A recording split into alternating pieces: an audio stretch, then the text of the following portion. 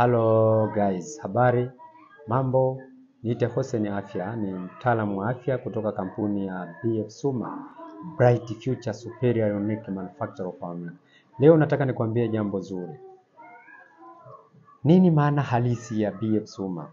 Maana halisi ya BF Suma, B ina stand for bright, F ina stand for future, lakini S ina stand for superior and U ina stand for unique, M manufacturing of America.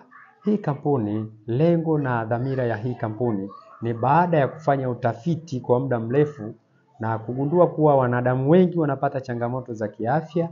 Chanzo kikubwa ni lifestyle ambalo wanaloishi, yani wanakula vyakula, wanakula dawa kama chakula na si chakula kama dawa, kama walivyoishi mababu zetu zamani. Wao walikuwa wakila chakula kama dawa, na hiyo ilikuwa ni sababu ya kuwalinda na kuweka afya zao kuwa salama, kwa sababu wanakula vyakula kama dawa. Sisi sasa hivi tunakula dawa kama chakula, na hiyo ni sababu kubwa ya kuweza kupata changamoto kama vile pressure, vidonda vya tumbo, ulcers, bawasiri, lakini changamoto za kiharusi, shida za bones and joints, na changamoto za mfumo wa uzazi kwa upande wa kina dada kama vile PID, kutokwa na uchafu, lakini pia uvimbe kwenye kizazi, ugumba, na kupata viashiria pia vya saratani na shida zingine za kiafya katika njia zake za uzazi.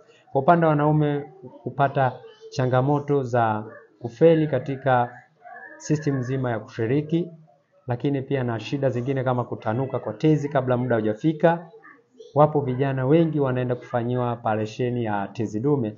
Chanzo kikubwa ni maisha wanayopitia, kwamba hawali vyakula vya kuweza kujenga na kulinda afya ya mwili wake, bali wanakula dawa.